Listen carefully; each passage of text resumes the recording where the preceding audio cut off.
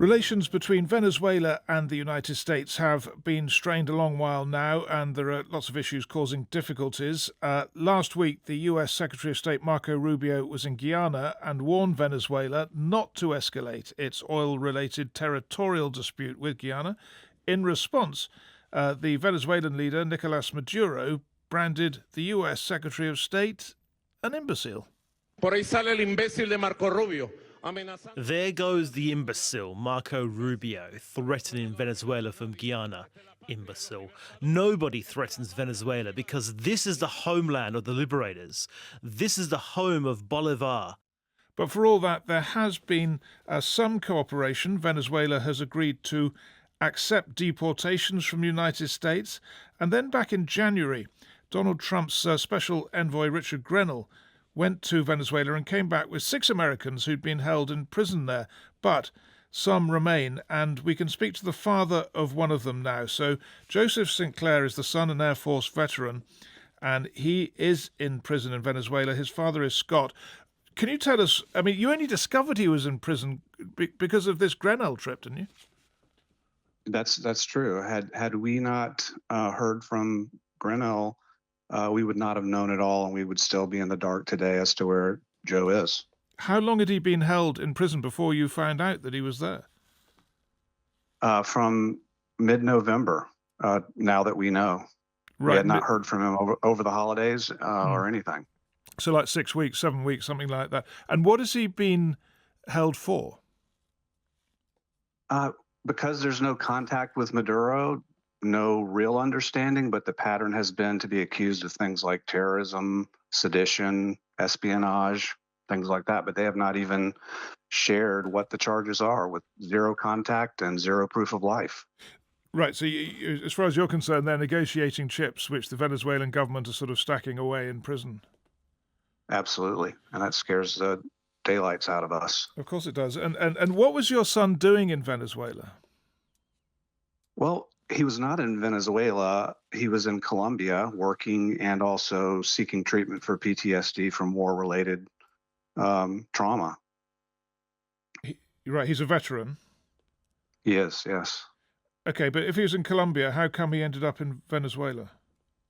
The only thing that we understand from the other captives that were released is that Joe told them that he was with a friend. They were trying to visit that friend's mother close to the border, and that when they got close to the border, they were nabbed by Venezuelan police.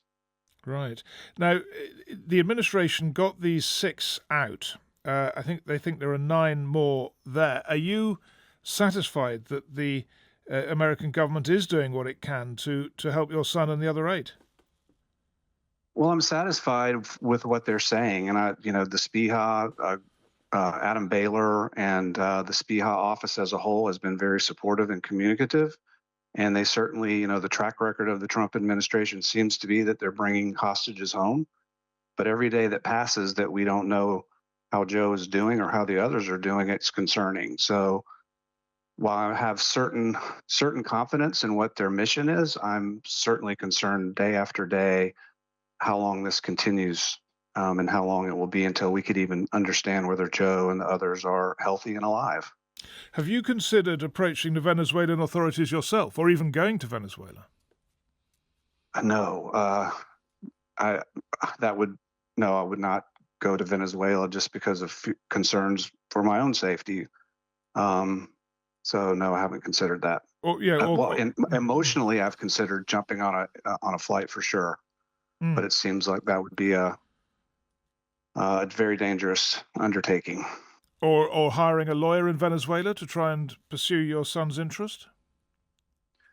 Well, I've talked to experts, and that's certainly been a consideration. So kind of in the process of considering how we can get anyone that can get close to that prison to get contact to understand that he's okay.